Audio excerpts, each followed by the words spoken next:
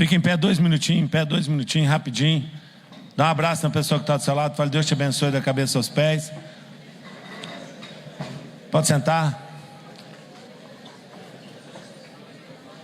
Vai, só um abraço. Senta.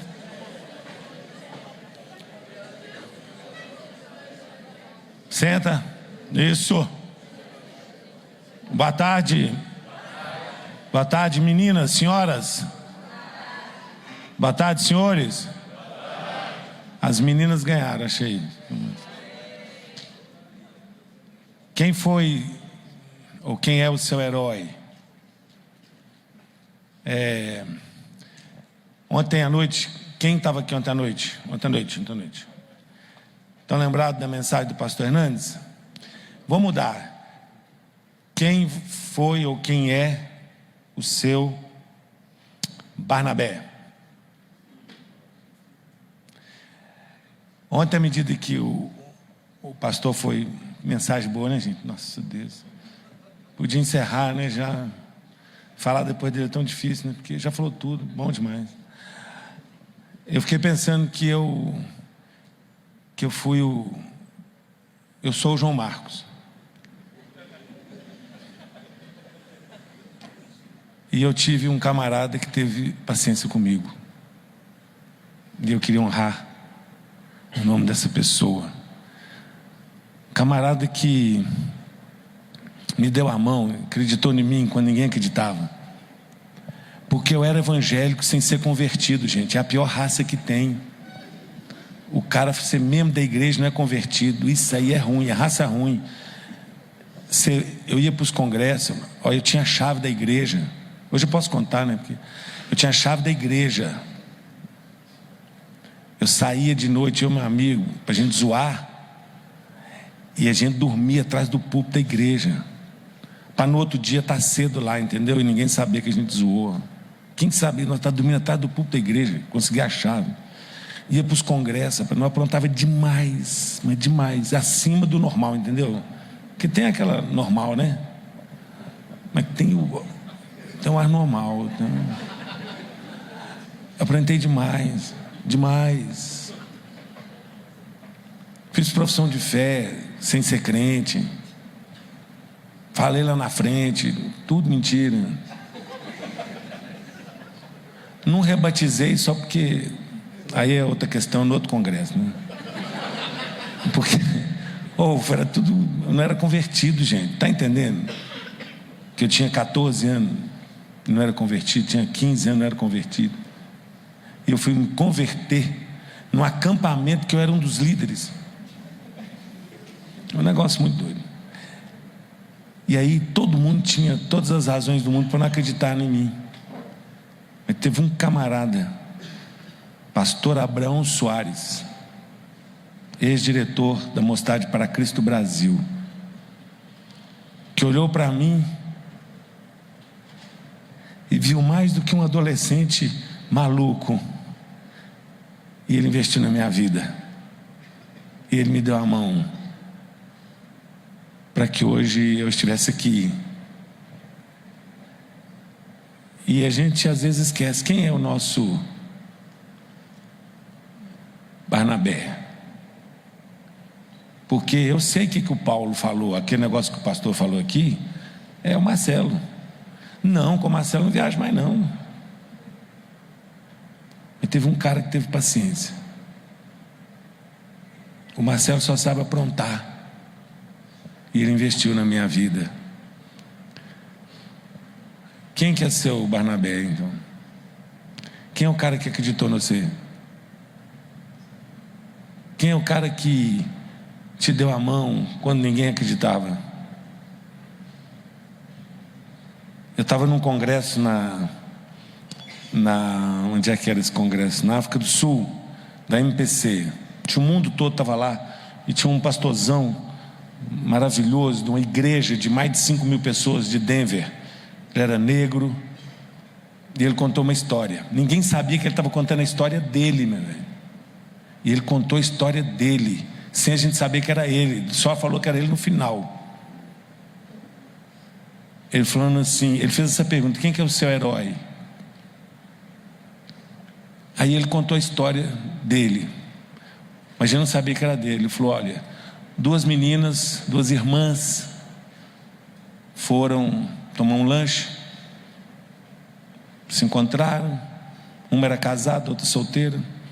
A casada foi, se despediu, antes de entrar no carro, sofreu um sequestro, foi estuprada, e como fruto desse estupro ficou grávida. E aí, ela não tinha filhos, o esposo aceitou aquela situação por um tempo, mas depois foi pesado demais. Ela não quis abortar, embora tivesse o direito até lá nos Estados Unidos de fazê-lo, mas não quis, não abortou. O marido não deu conta, a abandonou, ela ficou perturbada mentalmente, foi internada num hospício, morreu nesse hospício, deu à luz aquela criança, ficou lá por muitos anos, e essa criança foi criada pela avó, que não era seguidora de Jesus, mas que levava o neto todo dia, ou todo domingo na igreja, deixava ele na porta, e depois ia lá buscar. Um dia, esse menino já tinha 16 anos, esse menino vira para a avó, fala assim: ô vó, eu quero ser pastor. Ela falou: você vai falar comigo? Eu nem sou crente, fala que sou pastor. Não tem nada a ver com isso não. E ele foi lá e falou com o pastor: pastor, eu quero ser pastor. Isso numa igreja tradicional do interior dos Estados Unidos. O pastor olhou para ele e falou assim: você quer ser pastor? Quero. Você vai pregar no culto de quarta-feira. 16 anos. E ele falou que ele pregou o sermão sobre os 3 jumentos. 3 pontinhos presbiteriano. A mula de Balaão, o jumento que morreu lá, que quem foi? Sansão pegou a queixada do jumento e matou 1000 homens. E o jumentinho que Jesus entrou e pregou e chamou a turma de jumento, que vocês são tudo jumento. Acabou o culto, o pastor foi chamado pela liderança da igreja. Ele falou: o senhor ficou doido? Ele falou: tinha 25 pessoas no culto de quarta-feira. A liderança chamou o pastor: o senhor ficou doido? Como é que o senhor pôs esse menino para pregar isso? Chama a turma todo de jumento, não tem preparo nenhum. Aí ele falou assim: vocês não viram nada, porque ele vai pregar domingo agora. E pôs ele para pregar no domingo, e investiu na vida daquele moço. E a pressão foi muito grande, tão grande, que a liderança da igreja mandou o pastor embora. E o pastor ficou muito triste. O menino foi para o seminário, o pastor abandonou o ministério. E ele disse o seguinte: essa história toda é desse pregador, tá certo? Aí ele no final falou: ó, minha primeira heroína é minha mãe, que não me abortou, perdeu o casamento, ficou louca para que eu pudesse estar aqui hoje. E o segundo herói que eu tenho é aquele pastor. Hoje eu sou pastor numa grande igreja em Denver. O pastor é um vendedor, é um corretor de imóveis. Todo domingo, quando eu subo para pregar, o meu herói está sentado lá atrás. Ele sacrificou o ministério dele para que eu tivesse o meu. E hoje aquele pastor é membro da igreja do camarada. Negócio doido, né? Mas maravilhoso. Maravilhoso. Como é que a gente olha para a juventude? Como é que a gente olha para aqueles que são mais jovens? Às vezes a gente olha como concorrente, bobagem, estupidez, quer pegar meu lugar. Para com isso, não tem nada disso, né?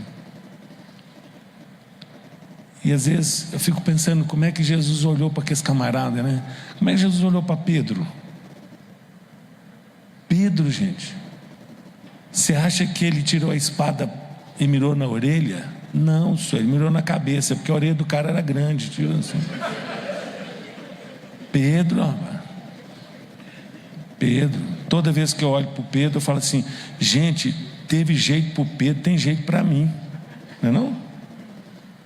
Pedro é igualzinho a gente, não é não? Paulo não, Paulo é meio distante, o cara assim mais. Mas o Pedro somos nós, não é isso?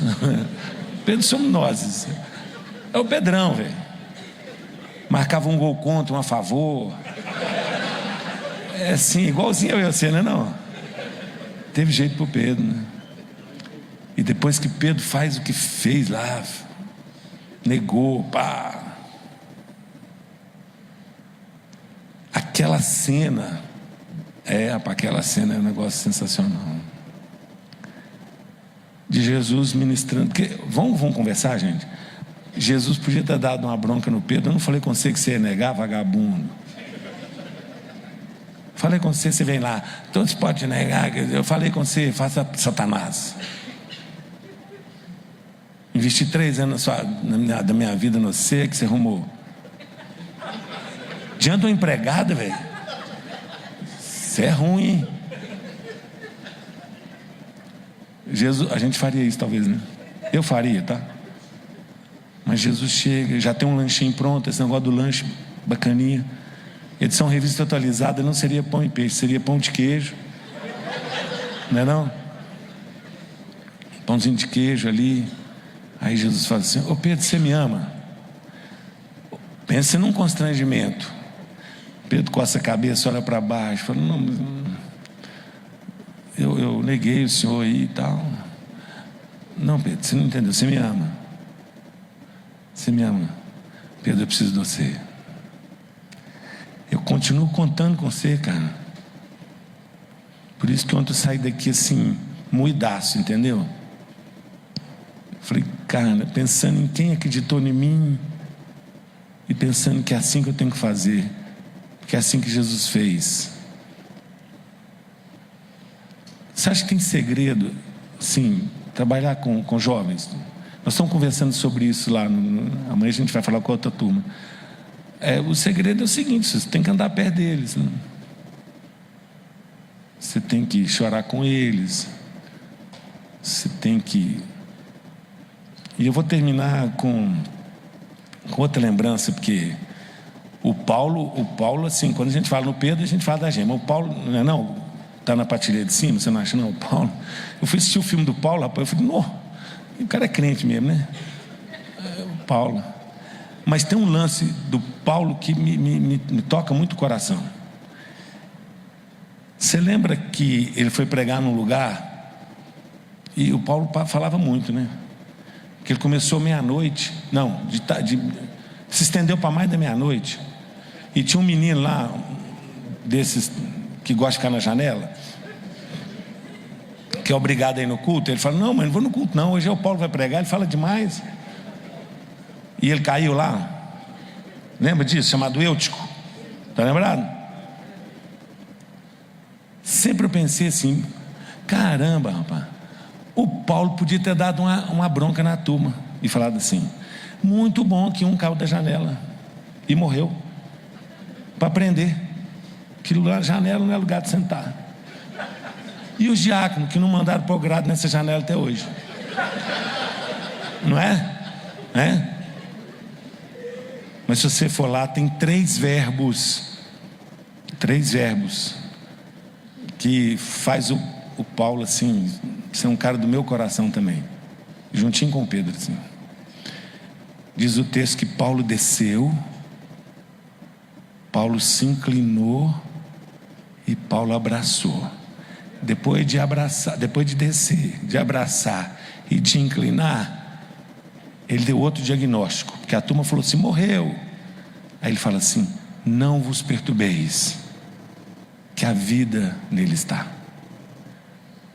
Gente, quando a gente desce do nosso pedestal, quando a gente se inclina, ouve a juventude, abraça, mesmo diante do diagnóstico ruim, de que esse menino não tem jeito, esse João Marcos não tem jeito, nos abandonou, esse Marcelo é um doido, só perturba os acampamentos e tal. Quando a gente faz isso, e o pastor Abraão Soares fez isso comigo, ele desceu, ele se inclinou e me abraçou e falou, ainda tem jeito, Deus vai investir na vida desse menino, e porque ele fez isso, eu estou aqui hoje. E eu queria honrar a vida dele, que ainda está vivo, é pastor aqui no sul de Minas. Quero honrar a Deus pela vida do pastor Abraão Soares. E quero ser assim como ele foi. Eu quero fazer isso com a juventude. Eu quero que você faça isso com seus filhos. Eu quero que você faça isso com a juventude, com os jovens da sua igreja. Os mais tentados. Que essa turma mais tentada assim, gente, quase que a gente chama de encapetado. Essa turma, quando converte, fica bom o negócio. Viu? Fica jóia. Porque essa turma vai de cabeça também. Sabe como é que é? É isso que eu queria falar. E queria pedir que Deus abençoasse vocês da cabeça aos pés, como diria minha avó. Tá bom? Era só.